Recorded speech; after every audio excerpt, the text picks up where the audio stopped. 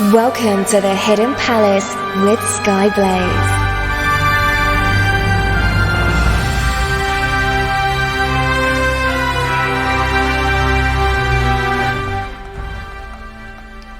Good morning, afternoon, evening, or night, wherever you are in the world. I am Skyblaze, and this is the delayed episode of the Hidden Palace here on Radio SEGA.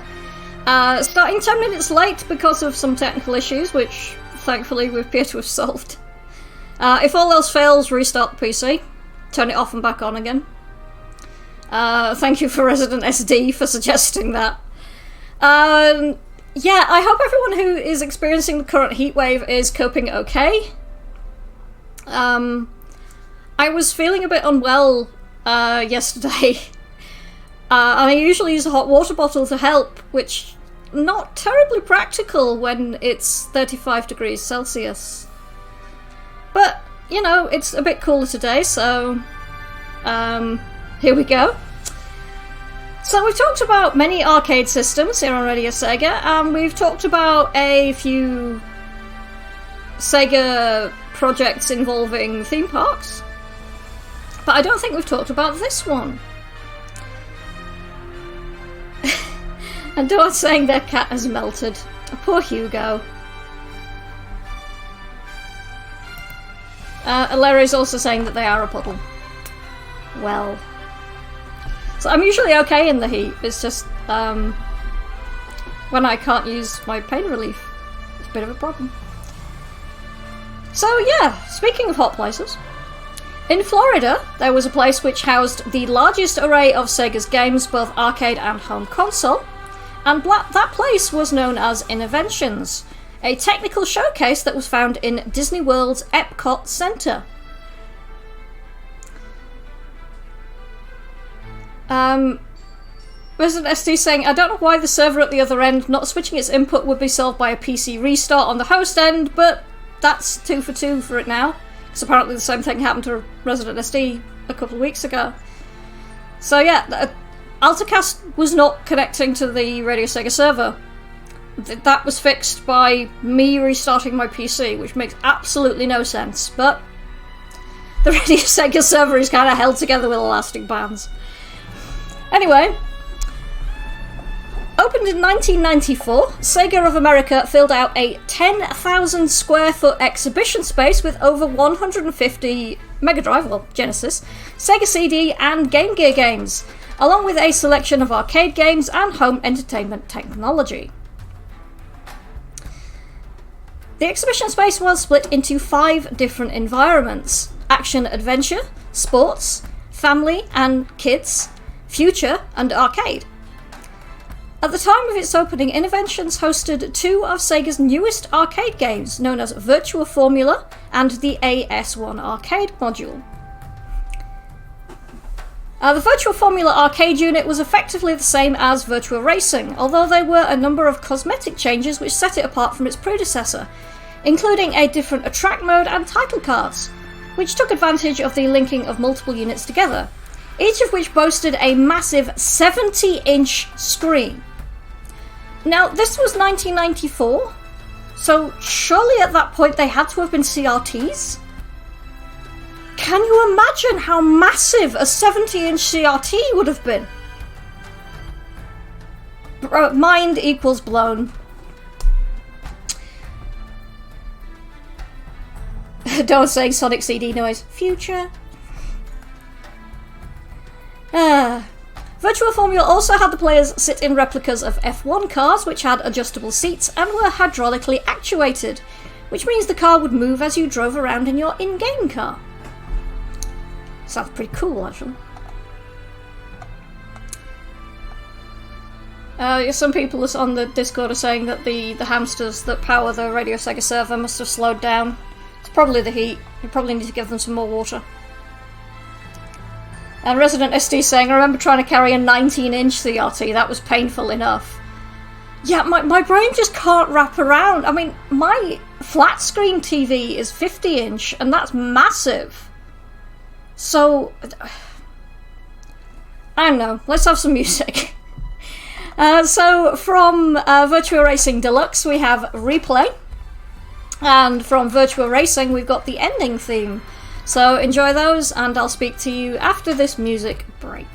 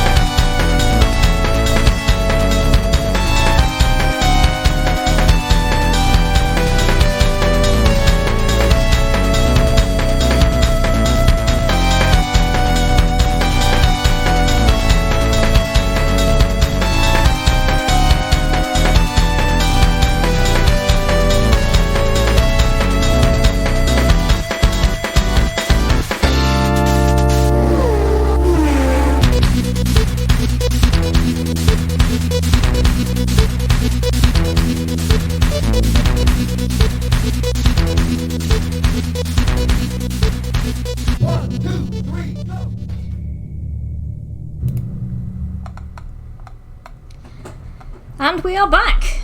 And that was Virtua Racing Deluxe Replay, and before that from Virtua Racing Ending Theme. I said them the wrong way around when I announced them. Whoopsie. Anyway, still talking about Virtua Formula, there was in fact a separate screen which was for spectators that showed the race in progress, and it even had a 3D model called Vert McPolygon, okay then, who would provide commentary as the race played out. Sadly though, Vert wasn't voiced, so all commentary was in text format. Where's my Discord gone? There it is. I'm going to take a closer look at the AS1. This is an arcade system I think I have mentioned in a previous episode, but I'm going to go over it again in case I am wrong. The AS1 is a motion simulator which was designed by Sega's AM5 Vision back as early as 1989 when AM5 was first formed. During its lifetime there were only 3 games or simulations that Sega created that you could experience. The first of which was called Muggo. Now, I want to give a massive thanks to Electric Boogaloo for helping me and Grey4 track down more details on this one, because we were completely stuck. Muggo, or Muggo's Revenge as it appears to be better known, was a short movie by the late Douglas Trumbull, who is better known for his pioneering special effects methods used in the scenes of many famous films such as 2001: A Space Odyssey, Close Encounters of the Third Kind, and Star Trek: The Motion Picture. He's a big deal, and yeah, Electric Boogaloo actually gave us the name Muggo's Revenge, which we were then able to track down a bit more information about this thing. Because trying to just search for Muggo turned up this, like, travel mug which keeps your drink warm, which wasn't hugely helpful. So let's have some music then. Yeah, Douglas Trumbull also worked on Blade Runner. He worked on a lot of like really amazing special effects for various films. Absolutely stunning work. Yeah, Muggo's Revenge is weirdly dark, so I'll talk about that in a minute, but first let's have a bit of light-hearted music first to soften the blow a little. So from World of Illusion, we've got Giant's World, that was requested by Electric Boogaloo, and then after that we have, from the Mega Drive version of Aladdin, we have Gloomy Tune, aka the Cave of Wonders music, and that was requested by Doan. So, enjoy, and I'll speak to you after this music break to talk a bit more about Muggo's Revenge on the AS1.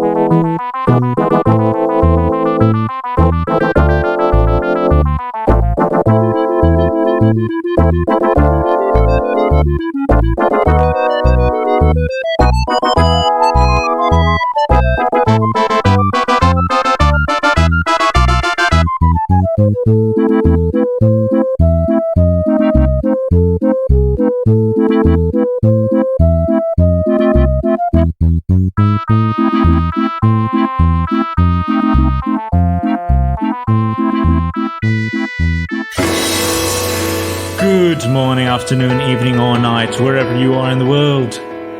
This is Nicolas Aman, the demon ruler of the Radio Sega playlist, and you're listening to The Hidden Palace.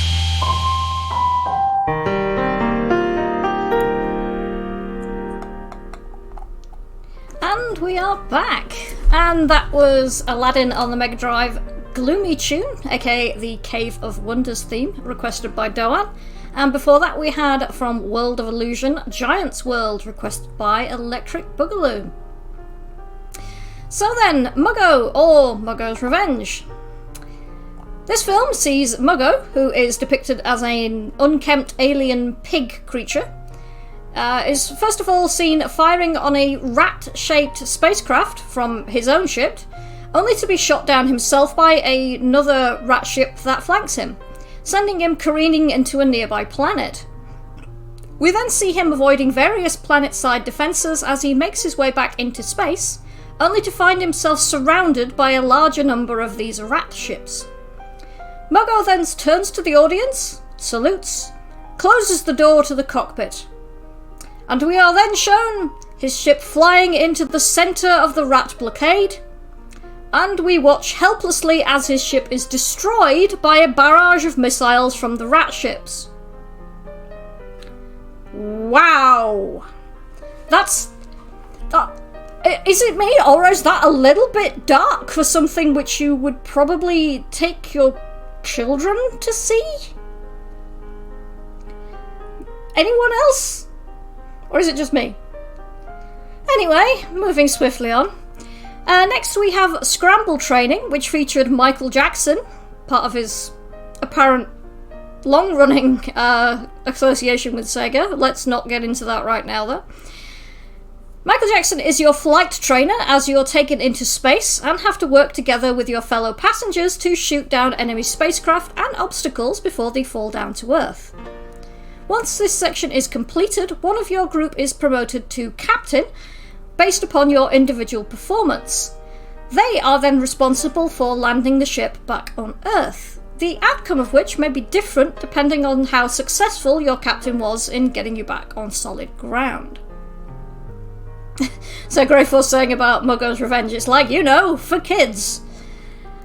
I don't know, I mean, on the other hand, there's been pretty dark children's media before. Those of you who are from the UK and above a certain age will remember The Animals of Farthing Wood. So there's that. And there's some pretty dark stuff in some Disney shows and films. So, not entirely out of character, I guess. Anyway, let's have some more music. Oh, Electric Boogaloo's mentioned that Douglas Trumbull also co-directed another cinematic ride, the Back to the Future ride, that was at Universal Studios, if I remember correctly. I don't think it's there anymore, which makes me very sad, because I'd like to have experienced that. Not that I'm likely to get to America anytime soon. Let's have some more music then. So another couple of requests. We've got from Castle of Illusion, we've got Toyland, that was requested by Pocket O'Leary. And then from Deep Duck Trouble, we have Ice Cavern, that was again requested by Electric Boogaloo, who I would again like to thank for the assistance with researching parts of this episode. So enjoy that music, and I'll be back after this musical break to talk about Megapolis Tokyo City Battle.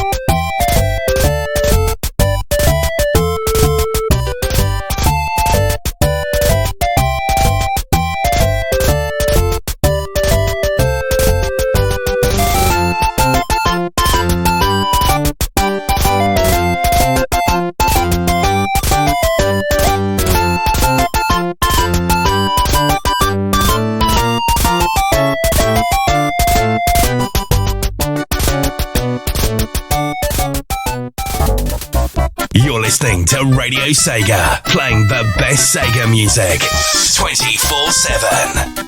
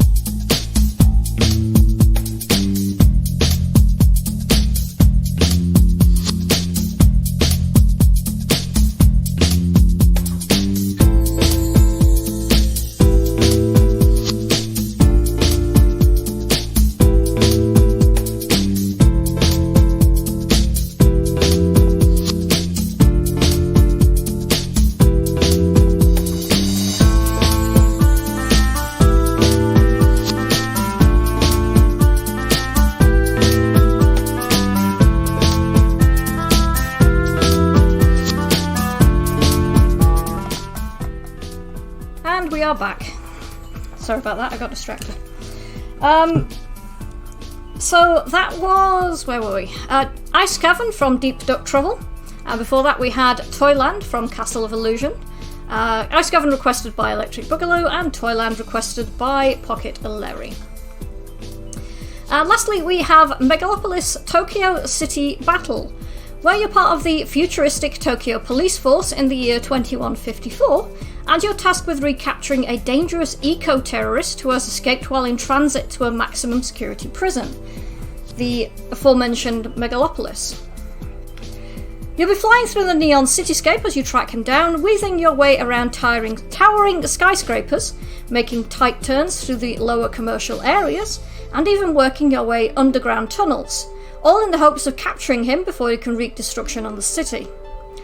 This simulation is sadly one of the less interactive ones, and you'll just be following the film as it plays out. Does anyone know if this was at Sega World when it was at the Trocadero? Because this is triggering a vague memory of the only time I ever went to Sega World.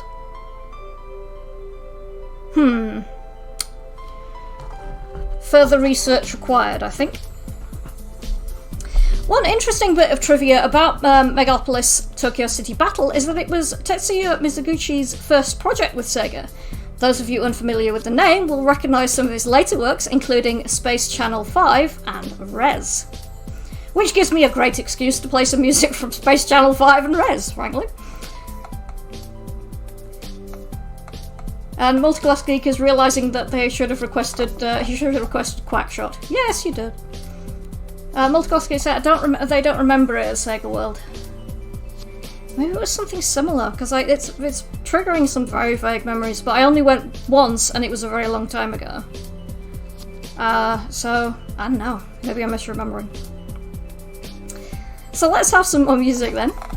So it's from Space Channel 5. We've got Evilla, Attack of the Perfect Reporter, and then we've got from Rez, Area 2 and Mars, and it's the Radio Sega as it edits, so it won't go on for 600 years.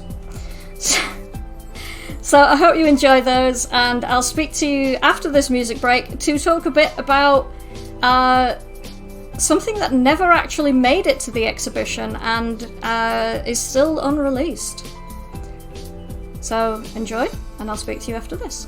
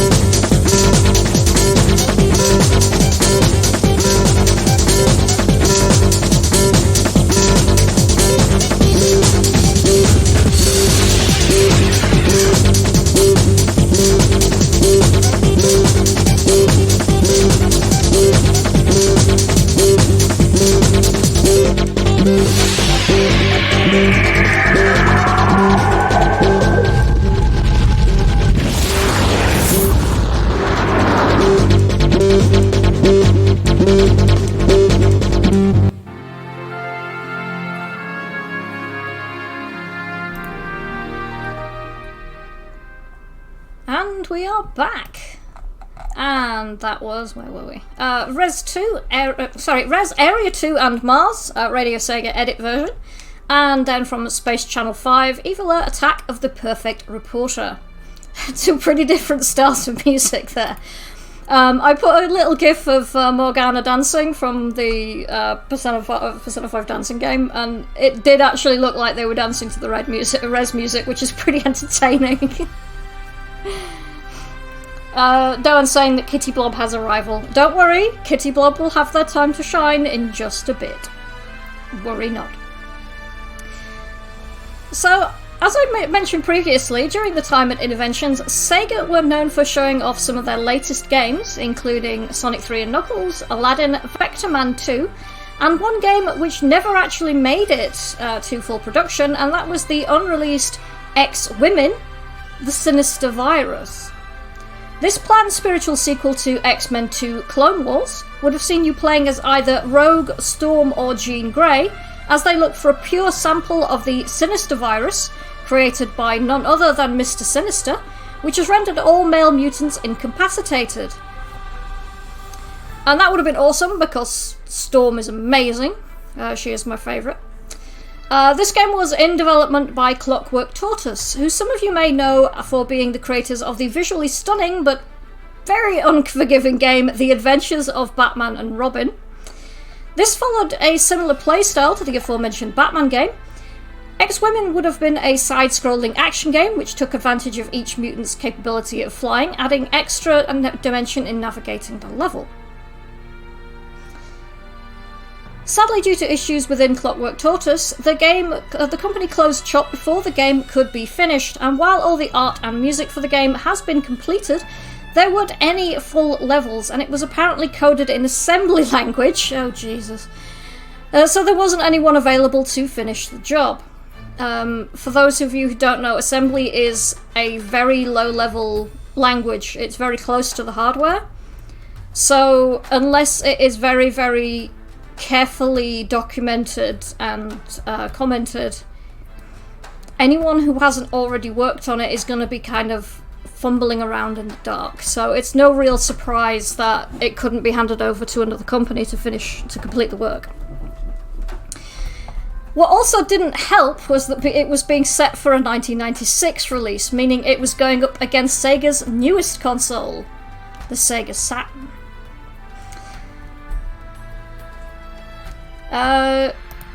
Twinny's actually posted some video of X-Women, The Sinister Virus, the promo video for what this was going to be like. It's pretty disappointing because, as I say, I really like Storm, so playing as her or Rogue, maybe Jean Grey, would have been pretty awesome. But it is what it is. I'm going to cheat a bit for this music block because I am going to have something from X-Men 2 The Clone Wars, the Temple boss music, that would be the Apocalypse boss music, and then because it's actually just a really good track, I'm going to have something from Spider-Man and the X-Men in Arcade's Revenge, and this is that was the tune for Gambit. Not Sega, but great song, so enjoy that, and I'll be back after this music break for the Chiptune Corner.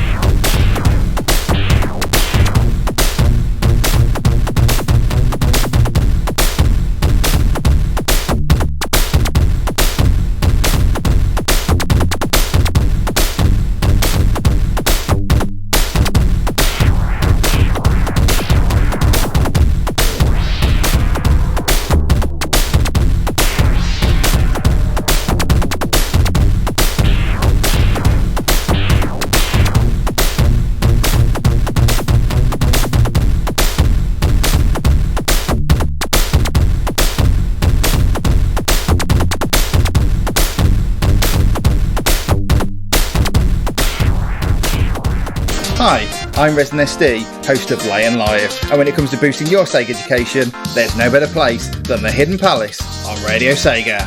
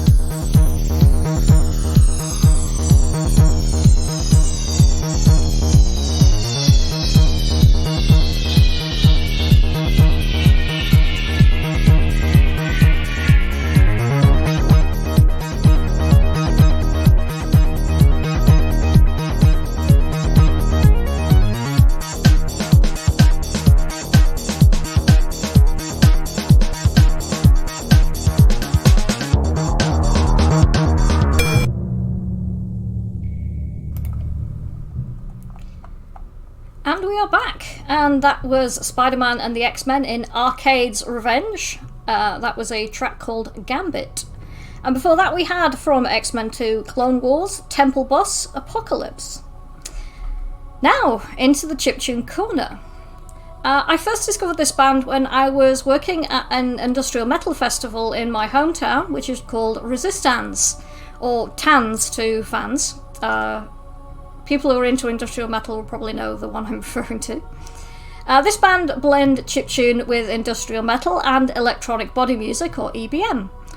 They are based in Boston, and they have a bunch of side projects, including the pretty well-known metal band Angel Spit, The band released their first EP in 2006 and have been getting steadily more popular since then.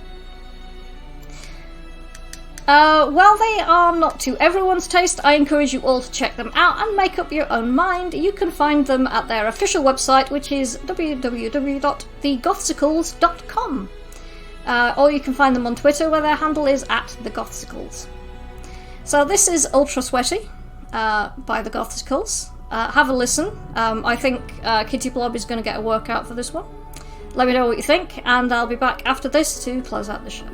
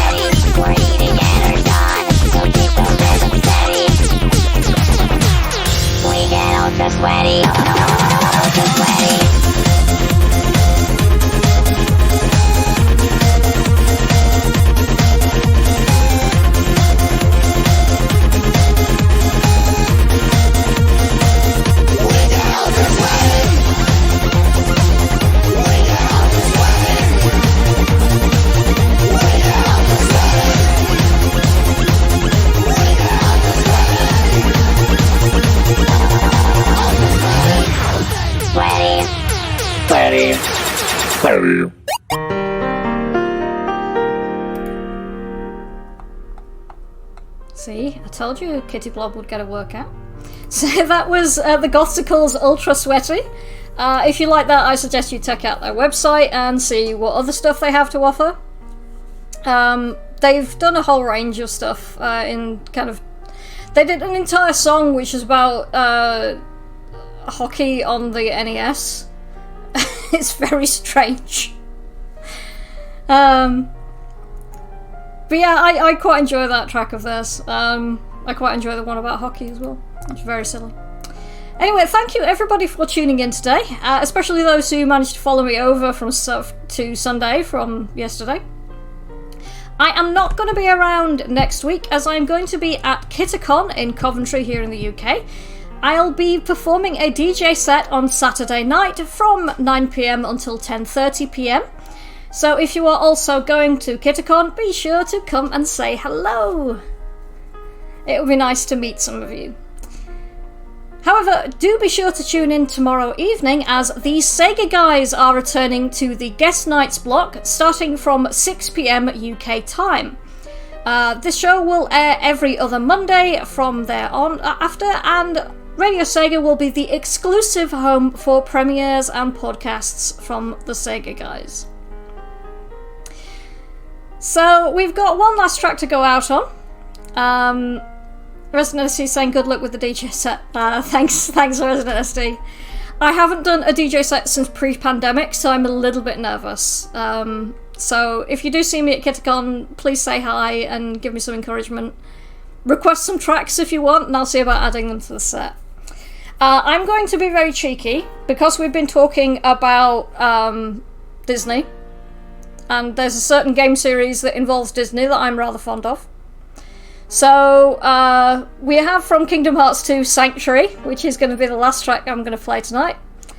I've been Skyblaze.